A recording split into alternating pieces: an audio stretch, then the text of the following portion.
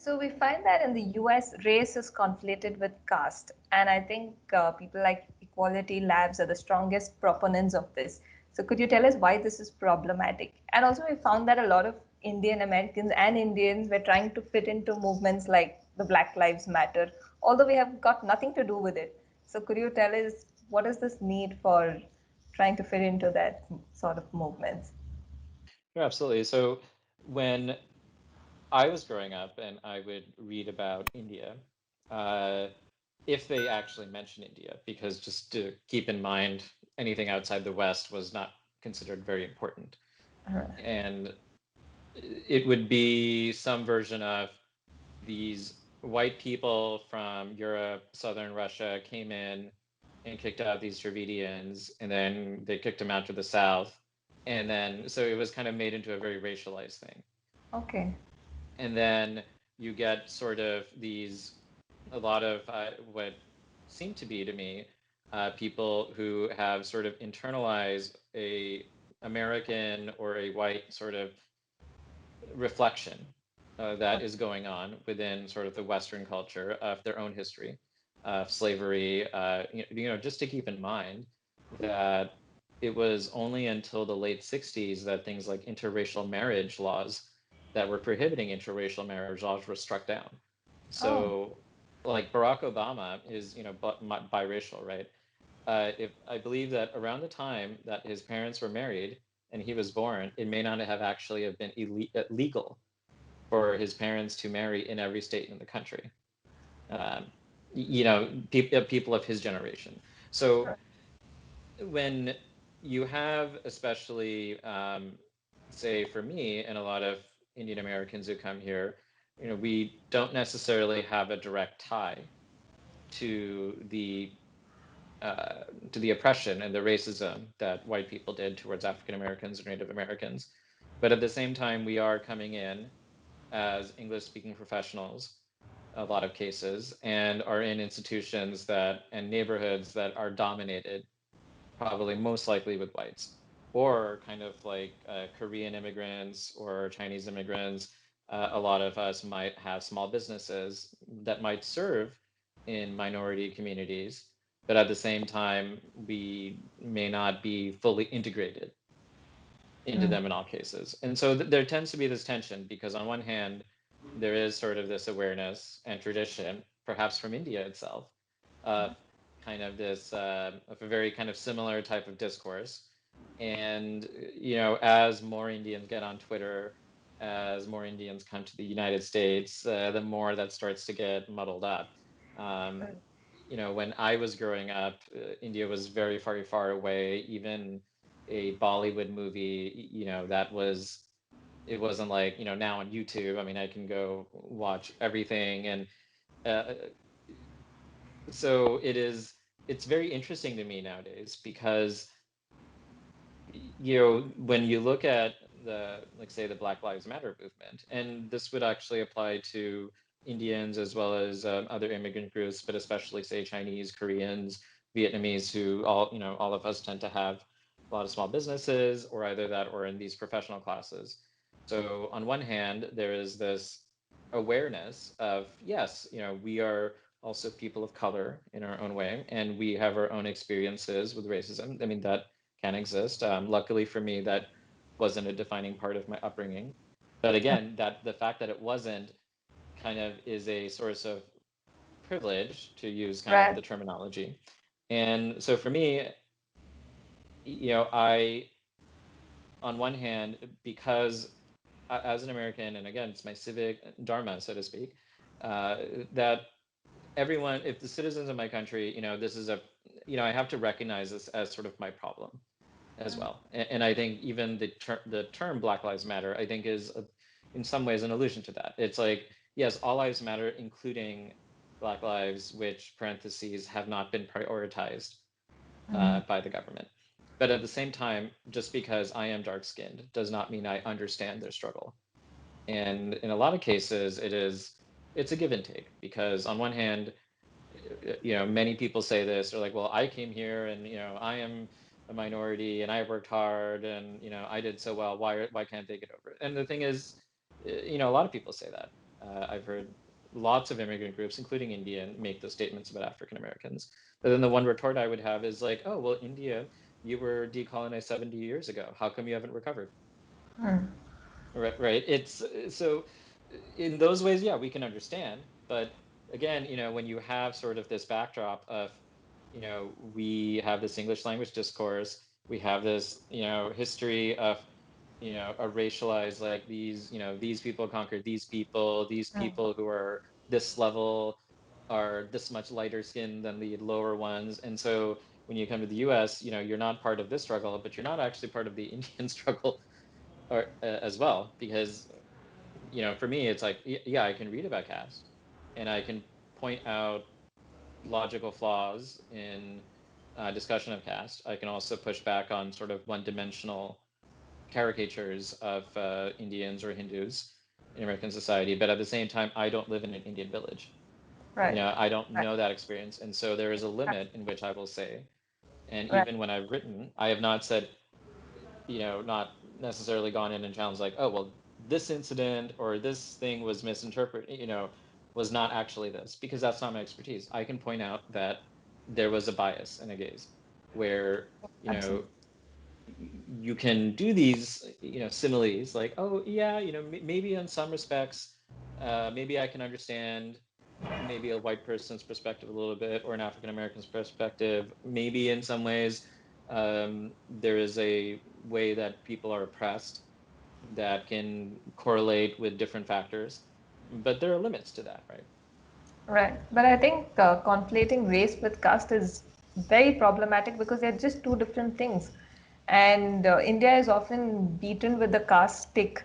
Although, like an insider, having grown up, born and brought up in India, I don't experience this as they claim or as I've read in the newspapers or whatever they write about India, like at least what the Americans claim. We don't see people going around asking what's your caste or differentiating or Yeah, whatever the, yeah.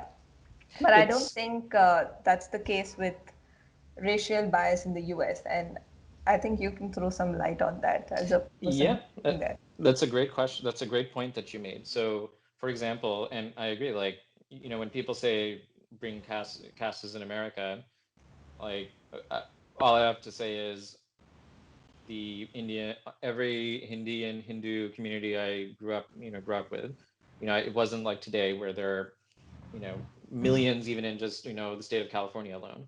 But I don't know what people's caste was. We never talked Yeah, about it. There are Indians who are not from the region where my family originates from who married into the family.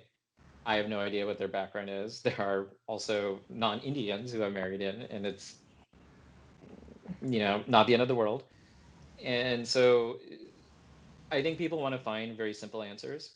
I mean, to give you an example, and this has happened more than once over the years, people will ask me like, "Oh, well, you're dark skinned, so that means you're low caste, right? Because you were conquered by those people." And it's silly, that's right? I mean, ridiculous. Yeah. it's ridiculous. I mean, you look at even prominent, famous people of upper caste origins, and you look at their parents, like, would you know what caste background they are? I mean, so I can accept that there are regional variations or different things, but it is a way to very simplify an answer. Sure, we do have the concept of jati as, but that's very, very different from the oppressive horizontal caste structure that they perceive.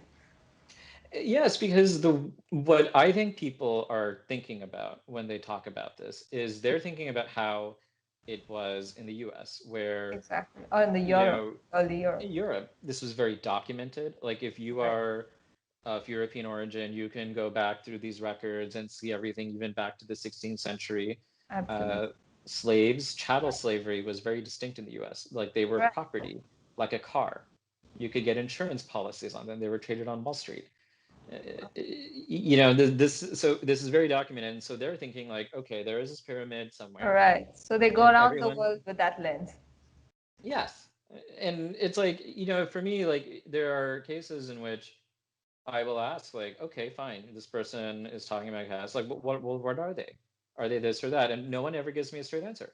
Right. because it's not like that, right? I mean, there is it's not like there is a matrix of the four Varna categories, and then the whatever thousands and thousands of jatis, and every single one corresponds, right? It's not the case. Right. So they try to fit us into their categories, and I think that's where the problem arises.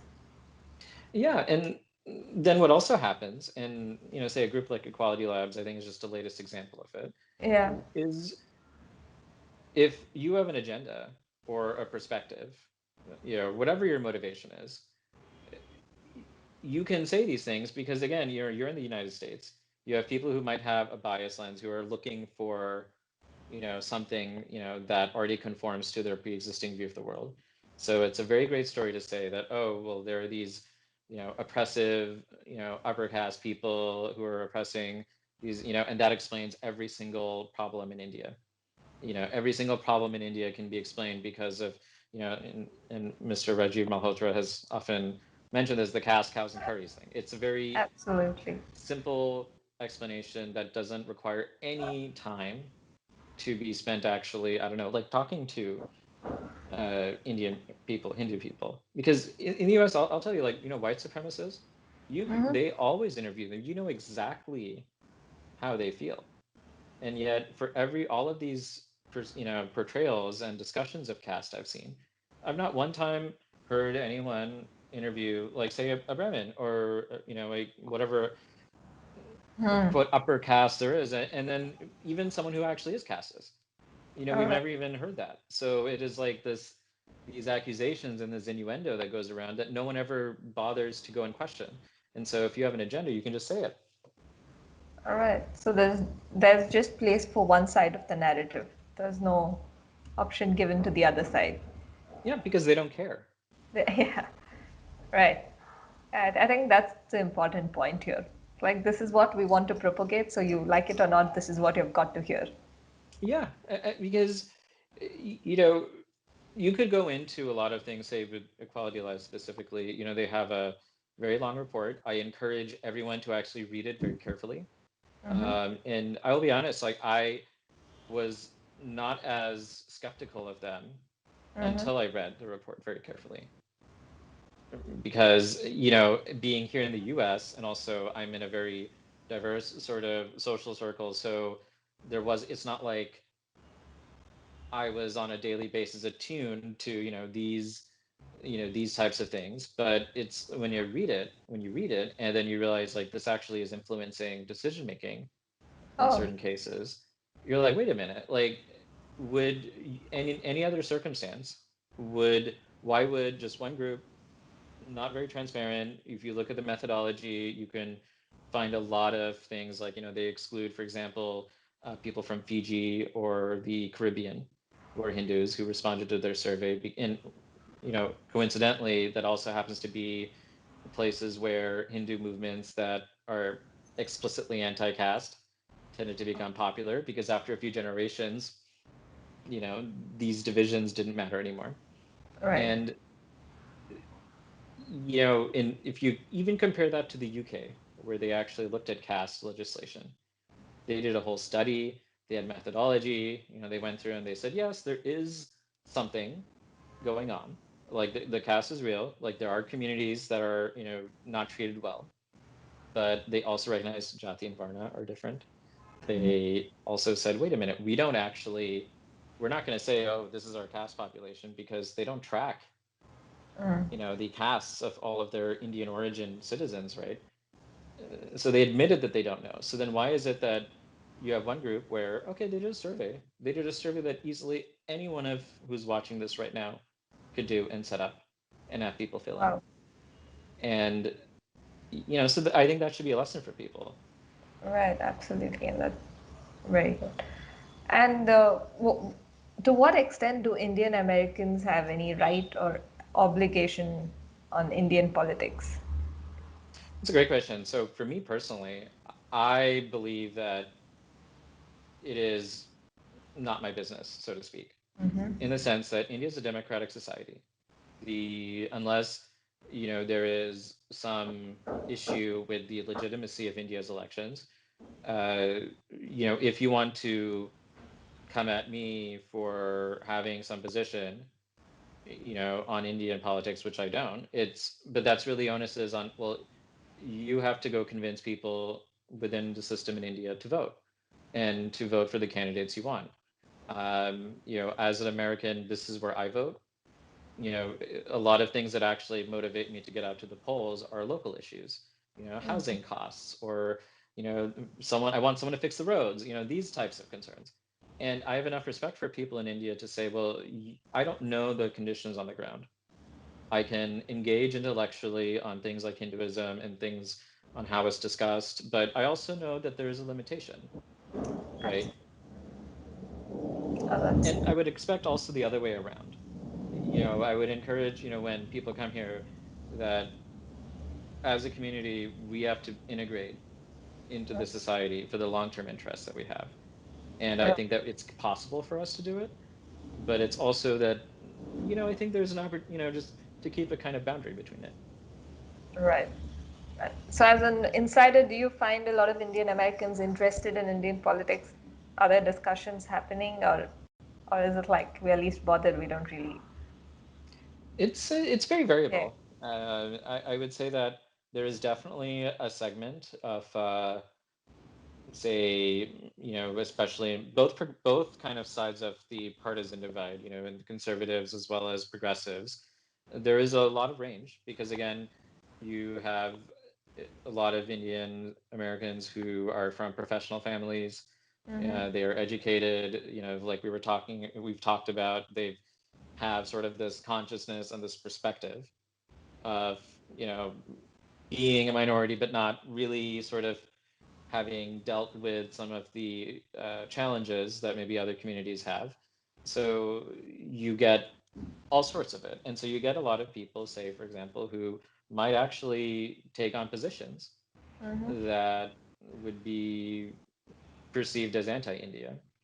And whether it comes from the kind of things that they read, or also, quite frankly, if you have really strict controlling parents in the United States, that's not, that sort of the Brahminical patriarchy that people talk about. They might actually just be talking about, like, kind of what are they experiencing, kind of within their own networks. Um, Right.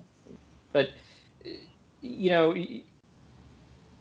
I think that for the most part, and there are a lot of people who sort of just kind of move on and, are focused on kind of local concerns, or, their own careers. And, I'm one of those people, like, I have a day job, I have a life. Uh, Yeah.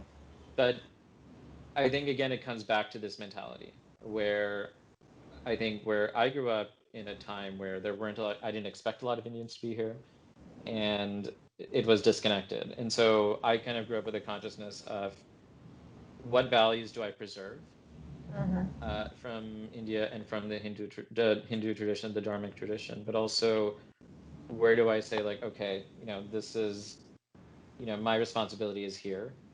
Mm. And, while at the same time recognizing that there is an interest in, India's success, Right. as an ally, from this country. Right. What are some of the problems that you see in the Indian American community in You internal? know, there are, again, kind of like in India, if you were to ask ask 10 different Indian Americans this question, you're going to get 10 different answers.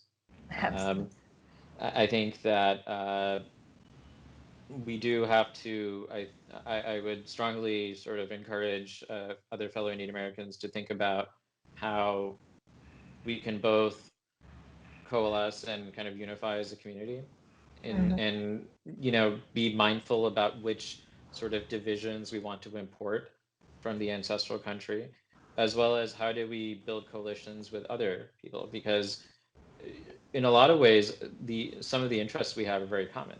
Like, if you want to talk about small business owners, if you're a Gujarati or Punjabi small business owner, that's a very similar set of interests that you might have with Vietnamese, with Iranians, with Koreans, right? In terms of what you want your government, your local city government to do.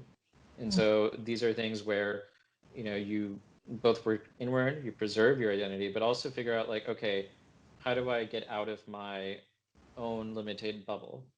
Mm. And while with mutual respect and recognizing that not everyone is going to have my concerns and I don't necessarily understand everyone's concerns, but what are common interests, that we can work towards.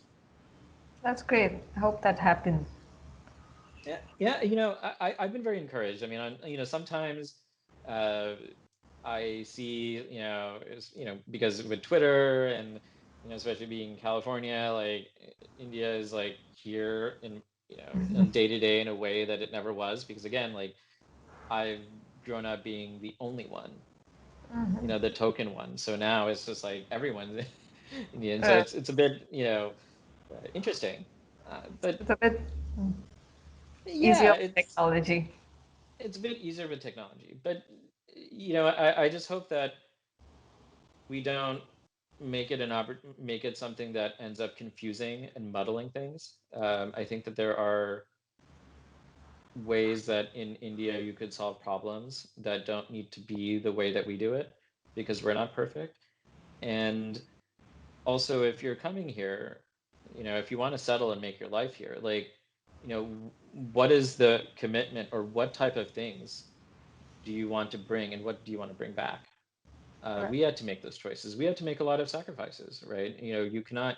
We could not live, exactly, in terms of daily ritual, daily habits that, however my grandparents lived, 50, 75 years ago, right? Right. Right. Thank you, Damo. This was a wonderful conversation, and thanks for joining us. We'll Yeah, look pleasure to for be here. more conversations with you. Thank you. Thank you. Namaste.